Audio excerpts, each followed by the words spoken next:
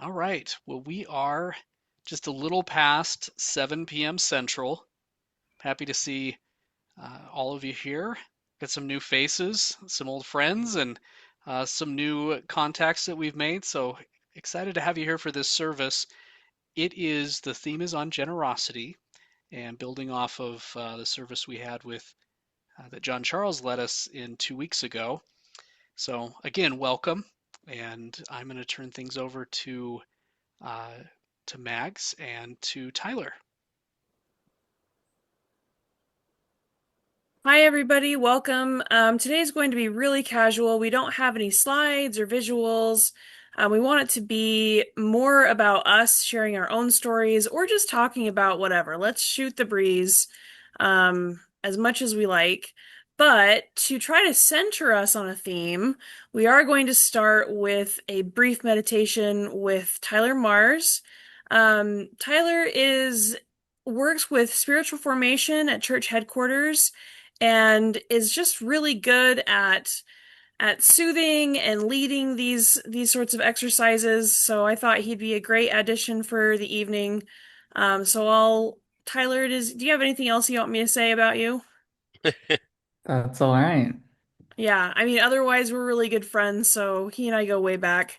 But also a great cook if you have a chance to cook with him. He'll spoil you. So I'll turn it over to Tyler. Thanks, Megs. It's good to be with you all this evening.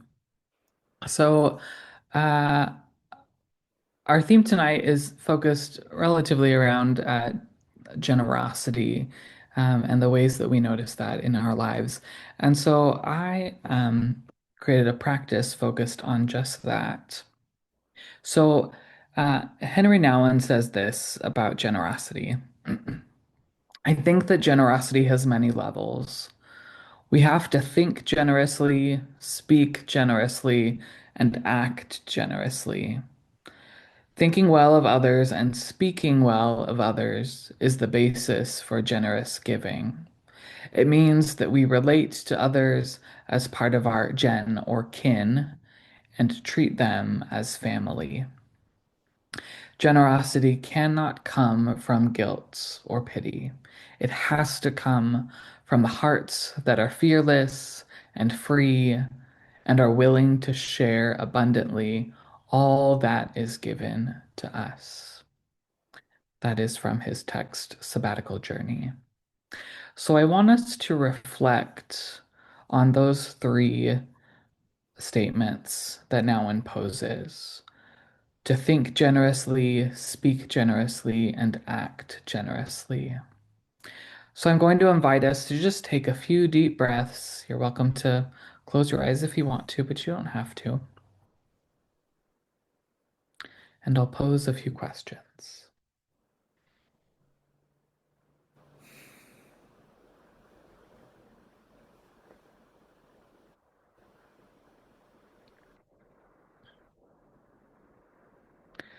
How can I more fully think well of others? What must change?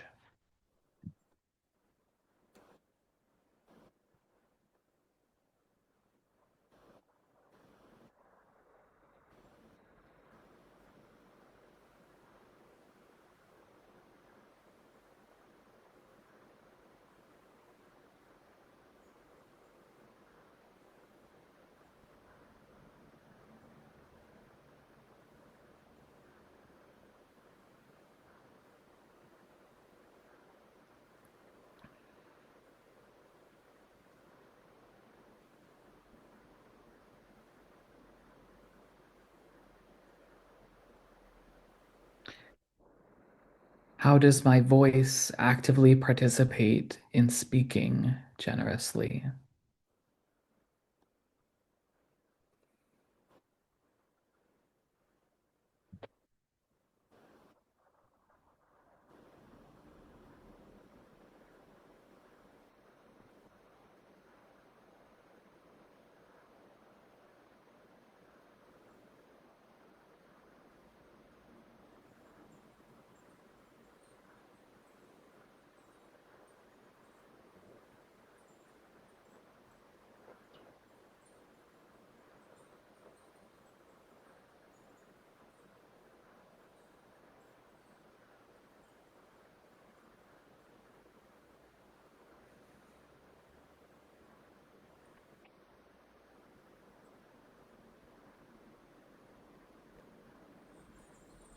How can I act generously in my community or the world?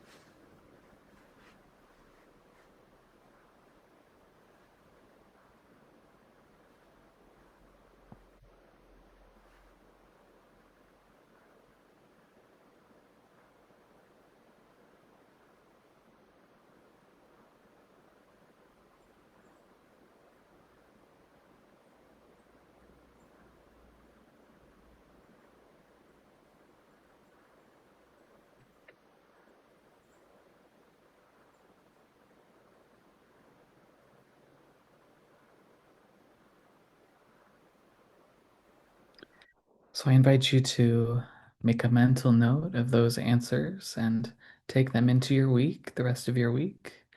But I'll close us with this quote from Sonia Choquette. Generosity is grace working on conditions where unfairness exists. It is our ability to make what is unfair in the world better than the way we found it. It is our way of partaking in the process of creating heaven on earth.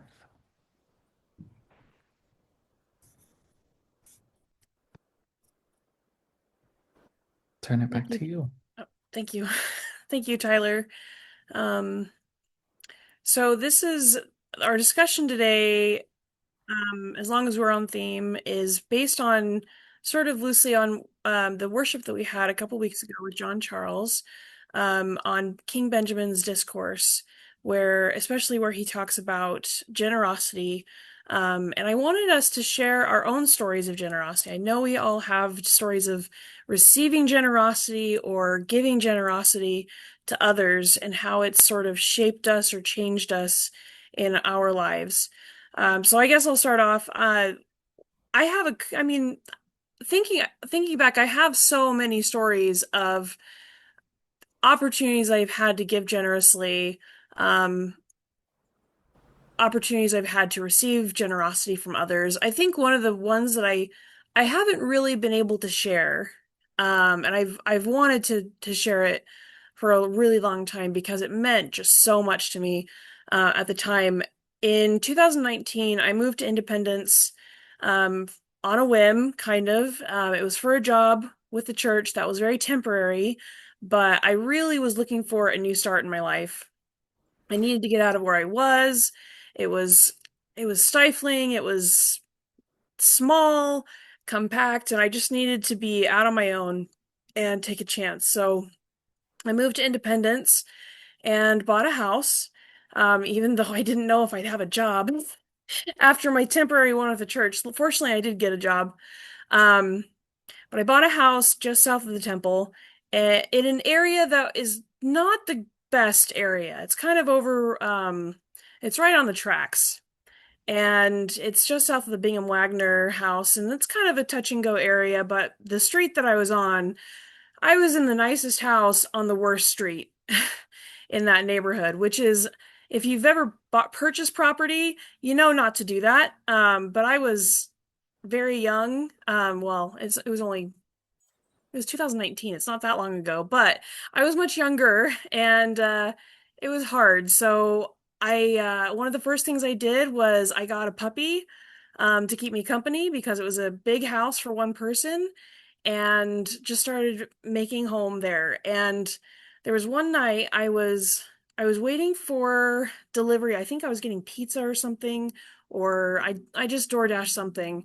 And I'd let my dog out to go to the bathroom, and I decided to sit on the porch and eat whatever I got. Maybe it was a sandwich. I can't imagine eating pizza on the porch. Anyway, that's not important. What's important is that I took my dog out. She's on the lead in the front yard. I got my food. I've shut the door behind me. What I didn't realize is that I had locked the door and I didn't have the key because you don't just go outside of your own home expecting to have to take a key with you, right? Especially if it's just for a second. Um, but I did have my phone because I'm a millennial and you always have your phone. And I panicked. Again, I didn't really know anybody in Independence. I'm sure all of you, a lot of you are probably in Independence, but you all probably know a lot of people in Independence, but I don't because I had only joined the church in 2017.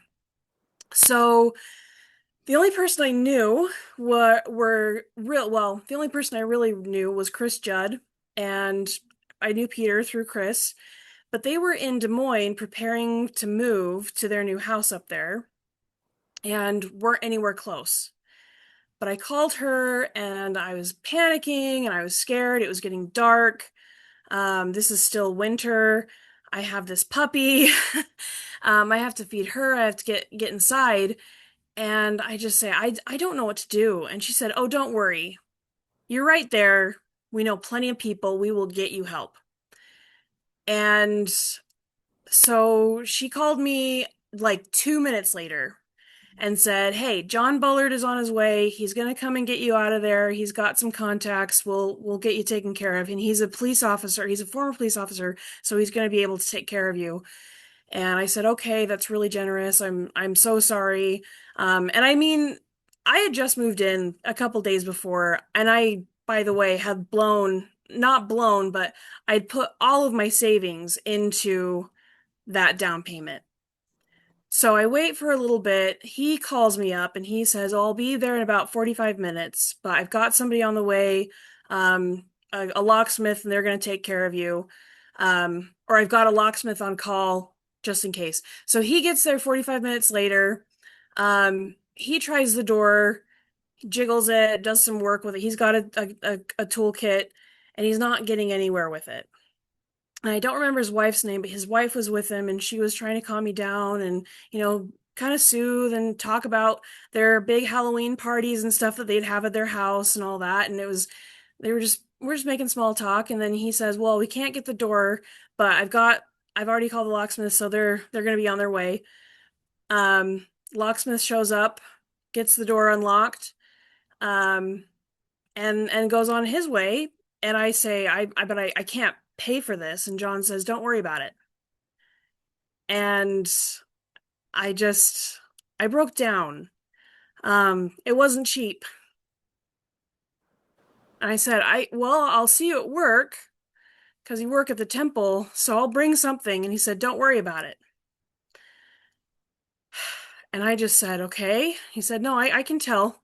You you've you're in a place where you can't pay it now, but you can always pay it forward.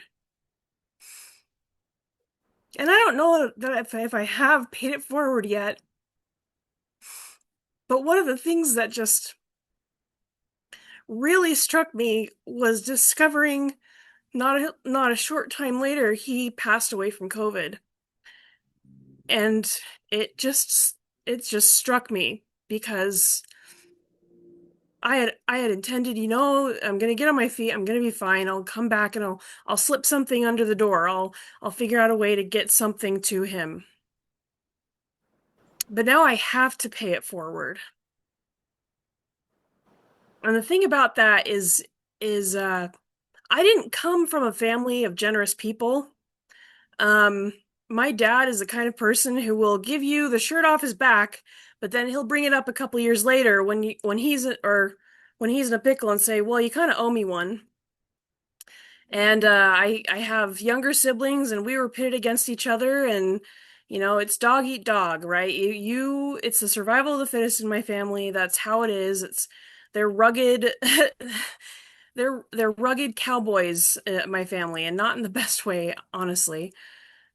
So having this stranger, perfect stranger to me, offer something so generous as to help me in a moment where I was scared, I didn't know what to do, I didn't have family or friends, and just offer that was insane to me.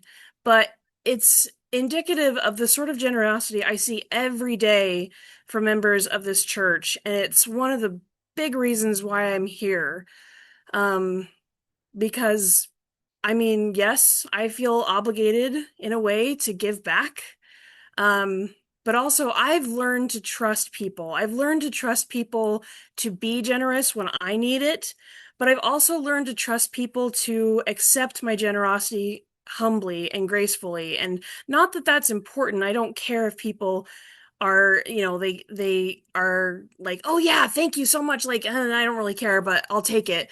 I don't care so much about their attitude if I offer generosity, but I find myself giving a lot more because of that example. And I just, I don't think I've learned about generosity from anyone, certainly not in my family, but not from anyone else like I did that night with John Bullard, who, you know, is not with us anymore. So that's my story of generosity. Anybody else can pick up.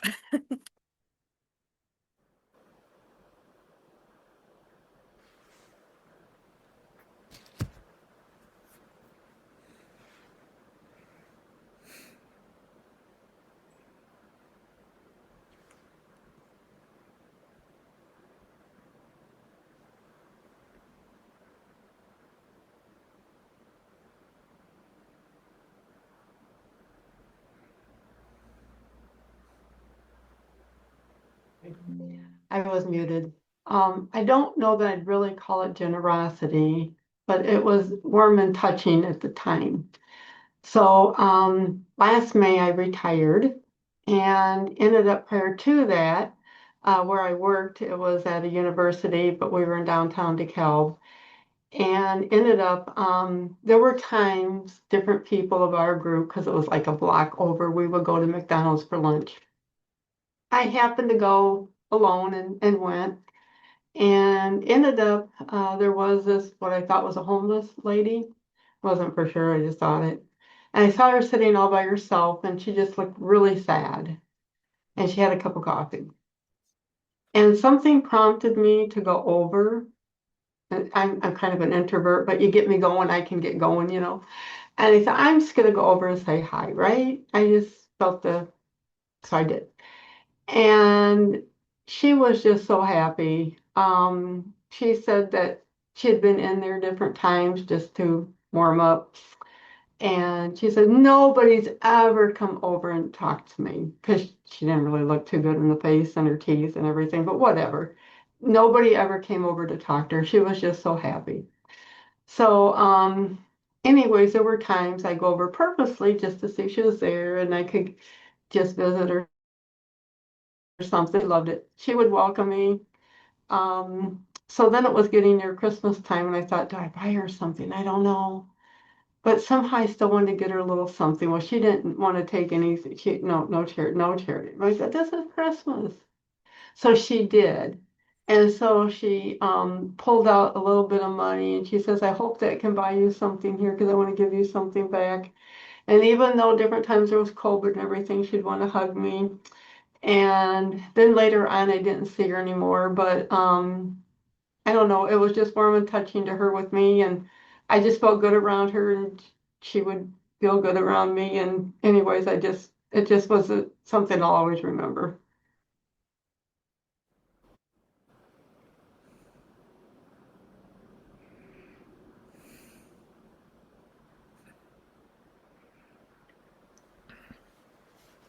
Joe, Joe, do you hear me? Why don't you talk a little bit about the connected with Plano and the generosity, the fiscal generosity that happened when we were there in the building of Rogers Hall? Why don't you? Well, because you were the one involved in it more than I was, so and you're a better storyteller. Um, well, Diane's a lifelong member of the Plano branch. When I came into her life and we met at Graceland and I spent the summer before we were married, well, 2 summers before we were married there. Um, and always noticed like every congregation I remember had their sign up on the wall that you could put the attendance for every Sunday. Today, this Sunday's attendance, last Sunday's attendance. And it always had the building fund amount. And from the first day that I went to that congregation in Plano, uh, the building fund didn't change a dollar. I don't think. In my memory, it didn't. And 4, 5, 6 years later, I'm not sure how long it was. It was several years later. Um, we had some extra money, and I got up one Sunday morning and I said to her, you know, I'm getting tired of going to Sunday school class. And about every second or third week, somebody brings up, yeah, we need to build a building. We need to do something with the building fund. We need to do something different. We need to have more space.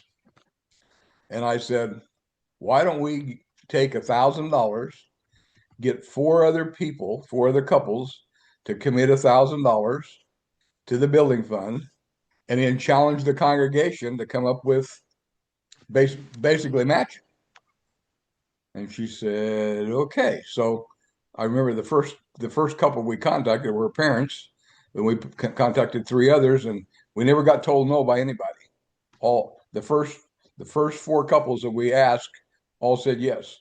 So we got together one Sunday afternoon, and I remember Dick Kono, when we talked about it, Dick Kono said, the only thing I would change about it is let's don't say the congregation can match it. They're way bigger than the 10 of us. Triple match it. If we give 5,000, they give 15. So that's what we proposed to the. So then we contacted the pastor, because the pastor wasn't part of that, and said, here's what we want to do. And so it was presented to the congregation that way. And that was kind of what the beginning of the getting off of the stand, stay where you are, status quo. And they started doing things to raise money for the building. Then when we contacted a company called Zion Church Designers and Builders out of Zion, Illinois. And one of the things they do is they not only design, but they construct, but they also use volunteer labor from the congregations that they work with. So that's who we wound up going with. We had pretty good idea what we wanted. They designed the building, and I don't remember how long after that first initial meeting with everybody, we actually started. It was probably a couple years, wasn't it, Diane? At least. But that's how Rogers Hall got built, and there was an awful lot of general labor. The one thing that sticks in my mind the most is after we got the structure built and sheetrocked and everything, being up in the ceiling, in the rafters, blowing in insulation all through that whole thing. 2 or 3 of us were up there with hoses spraying it around, and there were people down below dumping big bags of insulation into the hopper and pushing it up through the hoses into the top. That's the one area that I remember very well helping with. But that's basically how Rogers Hall got built. Yeah.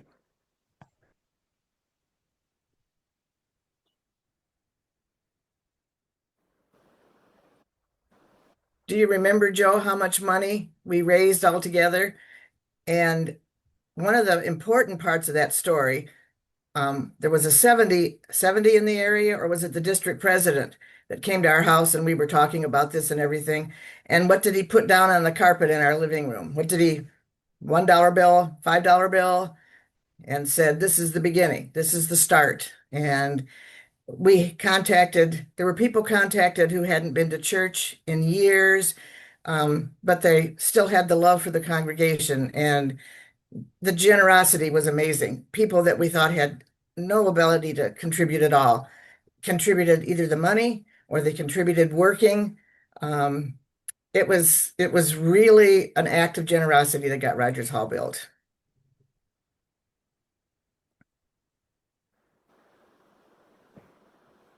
For Colleen Gokin saying her husband was helping with that or led something. I remember Ted. I know he's passed on, but I know she brought that up.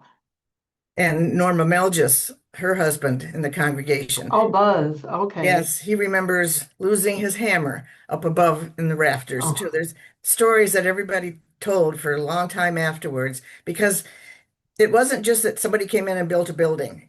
Everybody's heart and soul was in that building. oh And yeah. Because I that's know Colleen would say that Ted, yeah, very much so. yeah, Heart and yep, soul was in it. Yes. yep. Yeah, Janice obviously attended the congregation when we were there too, so she knows those stories.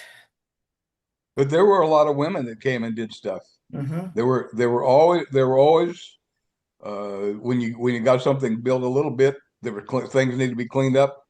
So while the guys were doing a lot of stuff, the women were doing stuff, and yeah, it was a congregational expression of generosity.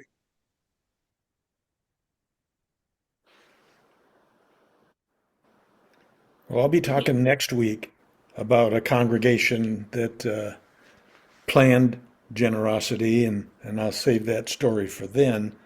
But I've had so many experiences very similar to Mag's, where I well, my first anniversary, my wife and I traveled from Michigan to Southern California thanks to the Navy, and that was quite an adventure.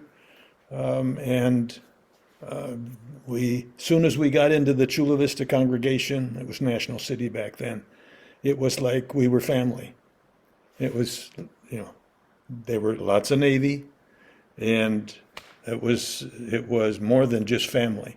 And several of them had originally come from Michigan, and they kind of adopted this new young couple, and helped us with everything from making sure we got fed, taking care of my wife while I was overseas during Vietnam, and you name it, and they did it, including spending 24/7 with our daughter, who was 16 months old. She was in the hospital, and both my wife and I were in graduate school taking courses, and that was right when finals were there, and they did not miss a beat in taking care of our little girl and watching over us, and it just talk about bonding. It's like it's you truly are family. And so what are you going to do for your brother or your sister? You're going to bend over backwards and you're going to help them out. And that was my experience with church in California. So wonderful.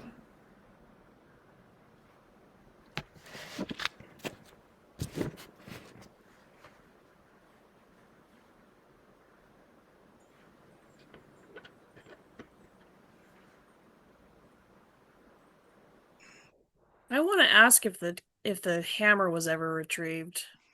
I'm worried about that hammer. Knowing Buzz, I'm pretty sure that hammer is a permanent fixture in the uh, ceiling of the Lamona of Rogers Hall. That's where we think it. That's where we think that it got lost because we think it got. There was probably some nailing and stuff that had to be done, and he laid it down, and we covered it with insulation. That's my guess. But I think he did replace it. As my next thought, I mean, and this is me and just kind of shows a little bit of my own morbid curiosities. My next thought is that there needs to be a story about a ghost at Rogers Hall, and you can hear him hammering from above every once in a while. So we should see what we can do about getting that going if it isn't already happening. And it doesn't have to be a ghost hammering. It could just be a ghost hammer itself. Well, when I was last at Plano a couple months ago, I think I saw that sign Joe and Diane, the one that has the building fund amount on it as well as attendance. It's there and at the church. And the other thing, I guess the other question I was going to ask, oh, and I just lost it. I'll come back to it. But I wanted to share a story from when the church was first built, when Plano was first built. So I'm gonna see if I can do this. I'm gonna share my screen, and I have a quote, or maybe I'll just read it if it doesn't want to work. Here we go. So I've talked about Isaac Sheen before in a couple of places. Isaac Sheen was one of the first pastors in Plano. He was the editor of the Herald, and he had come to the United States from England when he was 19. Well, most of his family stayed. So when Charles Derry, who was a missionary of the church, takes a missionary visit to the United Kingdom, Isaac Sheen says, "Hey, go look at my brother Charles." So there's a Charlie Sheen in the early history of the reorganization, right? Go look at my brother Charles. So Charles Derry, on his mission trip, goes and visits Isaac Sheen's brother Charles and his wife, and this is in his autobiography. And he says that he goes to Birmingham, where the Sheens were at, and they insisted on giving him their their own bed for him to sleep in. And he says it was almost a luxury indeed. For I had not had for many nights. I was almost sick for the want of rest. And as somebody who on church assignment has gotten to the point where I was sick for the want of rest, right? And you just want to get home and sleep in your own bed. I don't know, this story of generosity, as we were talking, sharing stories, this popped up in my head. Oh yeah, look at Charles Derry. So if you saw me typing, I was trying to find the Charles Derry story of connecting with Charles Sheen, who is the brother of Isaac Sheen, who's on the building committee in Plano, one of the first pastors before Joseph Smith III.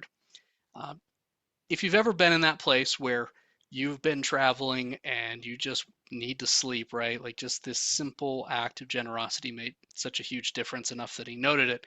Well, the Sheens went on to join the church. So Isaac Sheen's family in England joins. They move to the United States, and Charles Sheen becomes a pastor as well and has a huge impact as a leader, a local leader in the reorganization. So that was one story of generosity I wanted to share to connect back to building the church itself with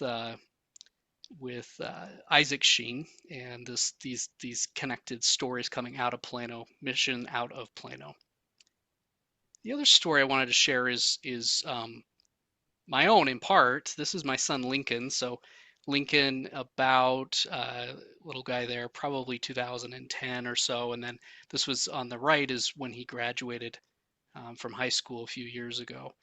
And when Lincoln was little, he attended this school. He had special needs, and he went to this school for kids with special needs in Nashville, Tennessee, while I was going to graduate school. And he latched onto a leaf that he found out on the playground, and he would just stare at that leaf. He brought it in, and his teacher said, "No, go put that outside." And he wouldn't put the leaf outside, right? He just would stare at the leaf, couldn't get any work done. The teacher's frustrated. This goes on for like 3 days where he won't let go of this leaf at school. And she tried to get rid of it, and he found it. So finally, she says to me, "Will you take that leaf home?" "Yeah, I'll take the leaf home." So we get home, and he's just staring at this big leaf. And I said, "Man, you really love that leaf, don't you?" And he handed it to me, and he says, "It's yours." And I know it wasn't of any value to anybody except to him, but it meant everything to him. And when he gave me that leaf, I think it just touched my heart so much that something he loved, he was willing to give to me. So that story popped into my head. I didn't plan on sharing either of those tonight, but those were the two stories that popped into my head as we've talked tonight. And Tyler's meditation, right? How does that shape you? Sometimes little things like that can have a huge impact on you and where you're at in being a more generous and gracious person, maybe more careful when you face others with views you don't agree with, in your community or your family. So just a really simple sharing of a leaf really touched my heart. Thank you. I would like to add one. I didn't, at the beginning when I brought up that the church sale was hand carved out of wood by Rick Young, and people are asking me about it, and I didn't really know. Well, I ended up being able to connect to his brother, John. He didn't give me a lot, but he gave me a little, so I wanted to read some of it of how Rick came to a little bit with the church sale there in Plano Stone Church. So it was Richard, but Rick was given a small picture cut out of an old Saints Herald. When he was not working, he kept his work covered and asked his family not to look at it. At one point, Richard confessed they would not be able to make the letters around the edge stand up off the background, and he would have to recess them. Yet when the carving was finally complete and some of us were allowed to view it, the letters were not recessed. When asked why, his reply was, "The Lord wouldn't allow me to do it that way." So it's a little bit more, not a lot, but a little bit more than just saying Rick Young hand carved the church seal out of wood. So that's a little bit more to it. When I was there last, there were some corn stalks that had been found under where the pulpit was at or under the rostrum there at Plano. Does anybody know that story? I know it doesn't have anything, probably anything to do with generosity, but those corn stalks intrigued me that they were found underneath where the rostrum was at, and uh, probably in the last 30 or 40 years, somebody had gathered them and added a note to it. I don't know. I know this probably doesn't have anything to do with it, but I know in later years, Betty Meyer, who is very faithful historian there with the church, she would do the Worship Resource Center, and she would bring things from home and make to the themes different, worship resource centers where she would lay out displays. I don't know if that has anything to do with it, but I know she did that. Hmm. Okay. Because I can remember because we had to sign up to clean the church. So every week somebody else would come in and clean the church, and we often moved that pulpit away so we could vacuum under it and clean under it. So I don't think it was there when we were there, but I think Janice's idea could very well be true. I guess she would bring things from home and just Yeah, yeah, display. yeah. As did anybody who did that worship center. They would bring things from home or gather things from what was there. I have another generosity story about the building of that building, the I guess actually the building of the congregation there in Plano, back in the early days. And Barb, you're probably going to be able to correct me if I have this all wrong. Alexander Smith lived in Plano too, didn't he? Joseph's brother. And if I remember correctly, his house, was only about a block away from the church. And there were members of the congregation when I was going there, Ruth Wildermuth and Betty Meyer, for example, Janice, who grew up in that house. And I would walk past that house all the time to come to church and watch the house deteriorate and begin to fall apart. It's not there anymore. But I remember being told a story when Alexander Smith would be leaving on a church journey somewhere and would leave his wife. And for some reason, I think they had 4 children. I don't know if that's true, but the number of children that she had and was trying to maintain the family completely on her own while her husband was gone for weeks at a time. And there came a point where she didn't have any more food. And without asking for anything, a person from out in the countryside, not connected with the church, brought in a wagon full of food for their family. And that's how the story that I remember is that's how they were able to continue to let Alexander Smith go out and do the church's work. And her family was held together because of the generosity of a complete stranger from out in the country. And I always thought that was very important. As I would walk past that house, I would always think of that story and somebody coming in with their wagon and leaving food for the family.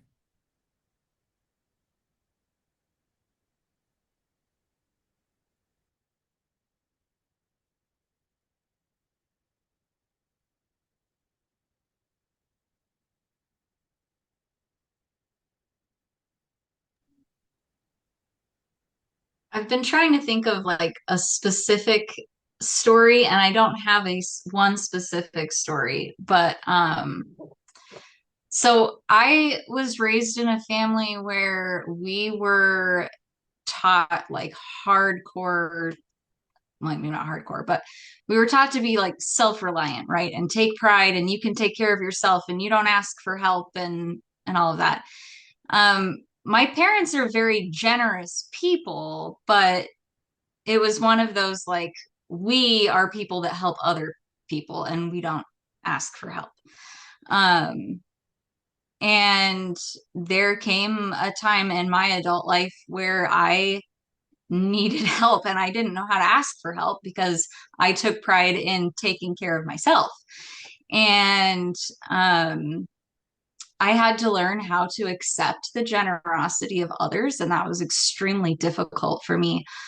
Um, but it it gave me not just not just like physical things that I needed to live, right? Like I also had like people drop food on my front porch, and I had people just randomly, I still have, it's a mystery person. I know who it is now, but I will let them remain a mystery as they want to. That mails me $100 bill in the mail every month, Mm. just being generous. Um, and at first it was very difficult for me to accept other people trying to help me because my self-worth was wrapped up in me taking care of myself. Um, but learning to accept generosity actually gave me a higher sense of self-worth than I had before because it made me recognize that other people think that I have worth and that I have value and they want to help me and they find joy in helping me. So yeah, I think Tyler said something in the meditation about like how generosity impacts you, and it's far more than just the tangible resources that people provide.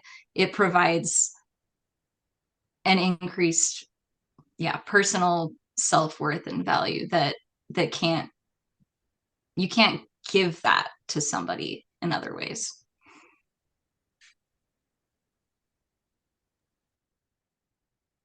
Well, I'll jump in for a minute. Um, I learned a lot about generosity from Bill Pike, who was the bishop in the Chicago, well, Northern Illinois district, and then the Chicago district when the two combined. And I was his counselor for a lot of years, and we were both involved in Camp Manitou and so forth. And many conversations with Bill about generosity. And I remember then having my dad always said at Christmas time, always better to give than receive. He was always interested in giving things to other people, but and I said, well, you know, Dad had learned to know, had come to know Bill through me, and I said, well, I'm going to tell you something Bill Pike shared with me. If you don't have a willing receiver, it's really hard to give. And that's one of the few times that I think my dad was speechless because he didn't have an answer to that. That being said, when you first introduced the idea of generosity, and I think about generosity in a lot of ways that don't have anything with money. And one of the opportunities that I had to be generous to somebody I never met was when I was an active blood donor.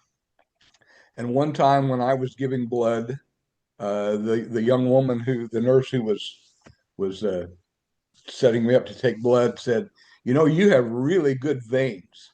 Have you ever thought about being an apheresis donor?"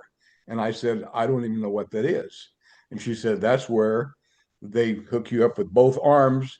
They run your blood through a pump. It extracts the white cells, uh, and then puts your blood back into your body. your body will replace those in 2 or 3 days. But those are the things that they can give to cancer patients. They greatly need them to help them fight off the cancer. And I said, well, yeah, I would be glad to do that. And she said, then quit coming here and giving blood every month or every time there's blood drive, we'll call you. And I have an A positive blood, so it's not the rarest, but it's like 12% of the population. And so I did that from time to time. But one year, about a week before Christmas, I got a call and they said, Joe, could you come into Aurora and give blood to a woman? She's hoping to be able to have Christmas with her family. She has two regular donors. One of them is an over-the-road salesman. The other one's an over-the-road truck driver, and they're both out of the area now and won't be back. And I said, sure. And so I took the time, went in and did that. As I was, of course, it was Christmas time, and we had some extra Christmas cards laying on the counter right by the door. And I thought, I'm just going to take one of those. I wrote a note on it to someone I haven't met. I wish you a Merry Christmas. I hope you have an opportunity to be with your family. Sign my name. And when I went to the blood donating place, and I said, it's actually right across the street from the hospital where she was at. I said, could you give this to the woman that I'm donating for? And they said, absolutely. And so I did that, never thought anything more about it. On Christmas Eve, the mail came, and I had a Christmas card from her saying, thank you to somebody else I've not met for your generosity. And she got to spend Christmas with her family. About 2 weeks later, I then knew her name. We saw her obituary in the paper, but she got to spend Christmas with her family. And that's not about me being generous. It's just that there are so many that was something that took me a couple of hours of sitting and watching a TV show while they pumped the blood through me. That it was something that was so simple and easy to do and really not any sacrifice to me at all. I never felt any pain, any loss of anything. But there are so many of those opportunities that we have um, that we just need to be aware of. And so uh, the mission prayer always ought to be in our head. What opportunities are there? Let me be brave enough to step out and do them. The last two testimonies have caused me to think of scripture that I mentioned to the bishop one time, and the representative had never heard of it. I find that hard to believe. That may not be his words. My memory is not too good. Section 85, verse 7. It's a necessity for a willing receiver as well as a willing giver. Like I say, the last two testimonies by Joe and Courtney popped that scripture into my mind. It's worth considering.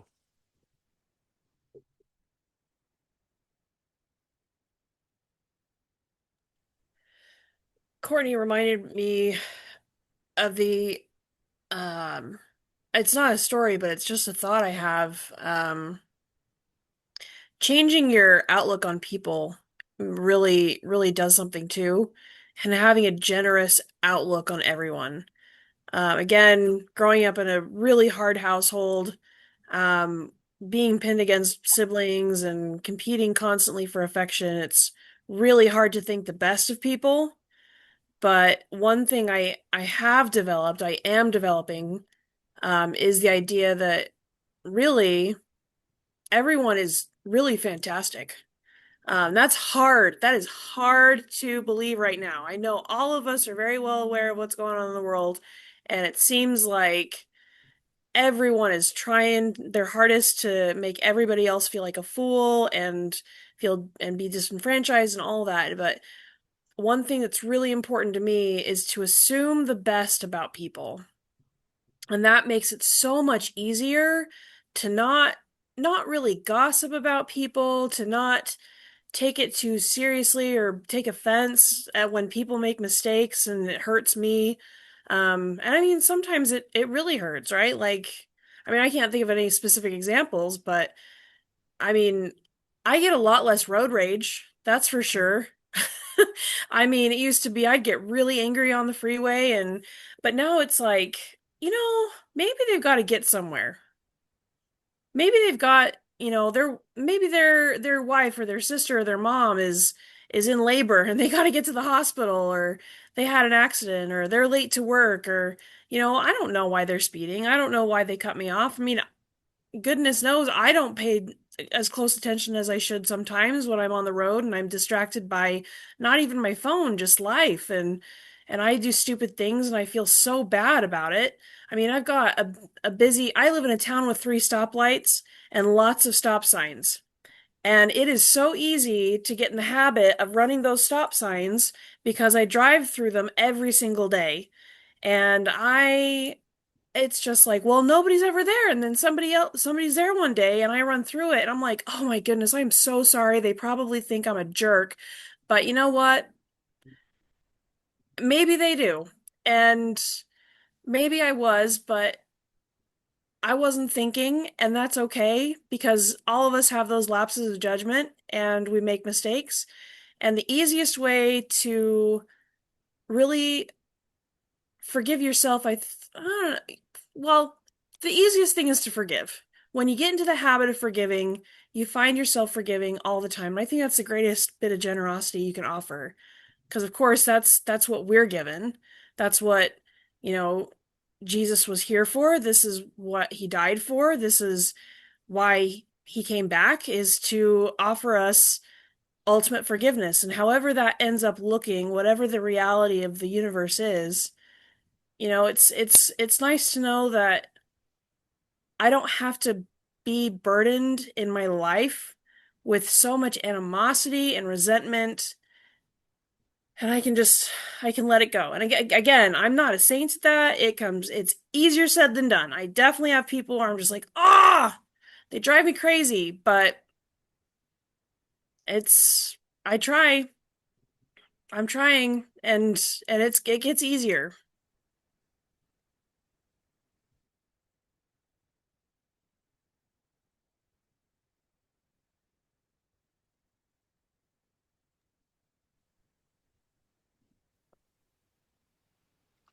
My Well, this isn't to brag or anything, but when you say about taking a leap of faith on something for generosity, um, it's been a little over a year ago, and I don't know if you're familiar with the Nextdoor website. Well, I'm on that different times to help or to see if I can give suggestions for like electrician because I have a good one, or something like that. And anyways, there was a person in Plano, giving her story of what was going on and just seeing if she could do anything for anybody because it just didn't have money. And she went through the story why and everything, and somehow it just really touched my heart. So I prayed about it to see if there was anything God wanted me to do. And for 10 days, I had this nudge of reaching out to the person and seeing what I could do. And I even woke up in the night sometimes with that thought. So anyways, I did go in where you can private message, and so we communicated back and forth. She told me even more. And then she was saying if they could just have a car, that her mother had passed away and her sister had gotten some money, but she needed 3,000 more for the car. So I prayed about that. And, I didn't order from Adam, but I ended up loaning her $3,000. I thought, if I lose it, I lose it, but somehow I felt to do that. And anyways, she has paid me except for 4 months when she had car trouble. She needed to pay a bill, but she has paid me other than those 4 months, the $25 a month. And she'll send me cards of like, thank you and generosity that way of saying, oh, you were so generous, and who thinks somebody would really reach out to me to help. So yeah, so I did, and you never know, but yeah, I did, and so it's been touching.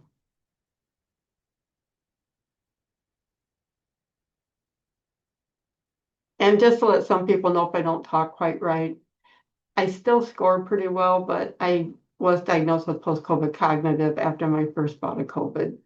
So anyways, if I that's kind of a little bit, so I changed the tab with it, but at least I still score high and the MRI still show everything's good, but it affected me a bit.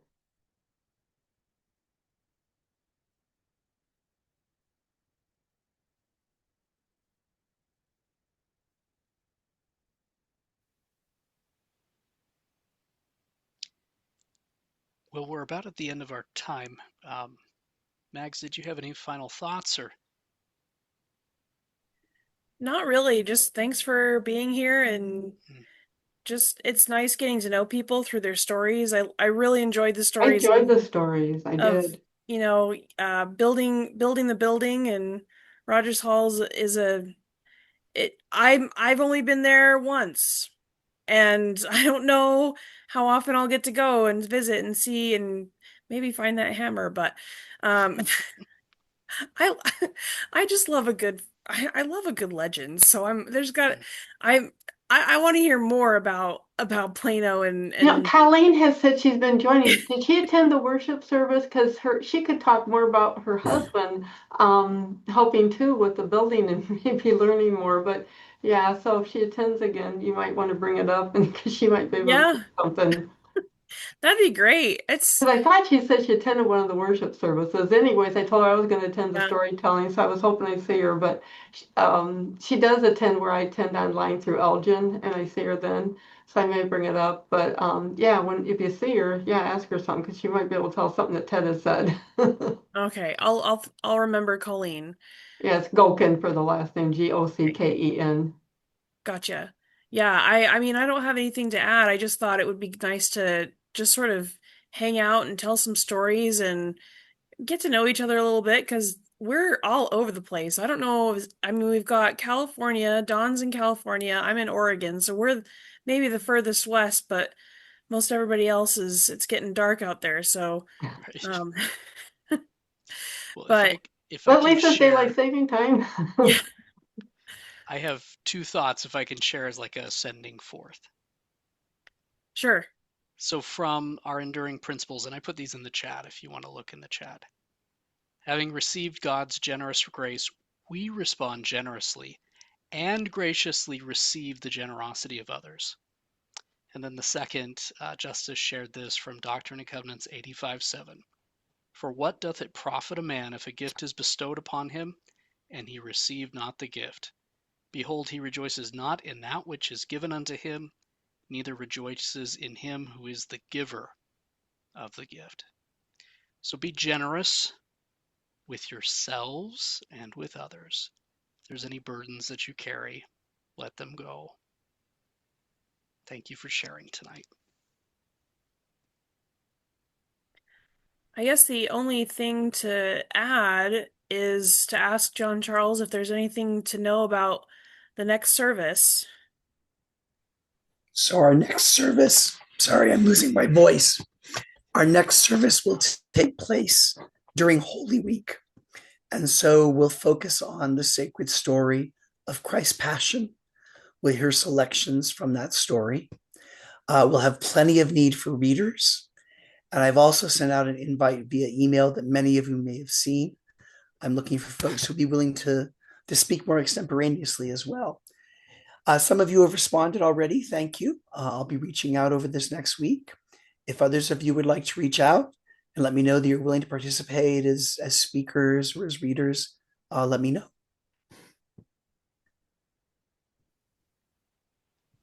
All right. Thank you, everyone. Good night. Good night. Bye.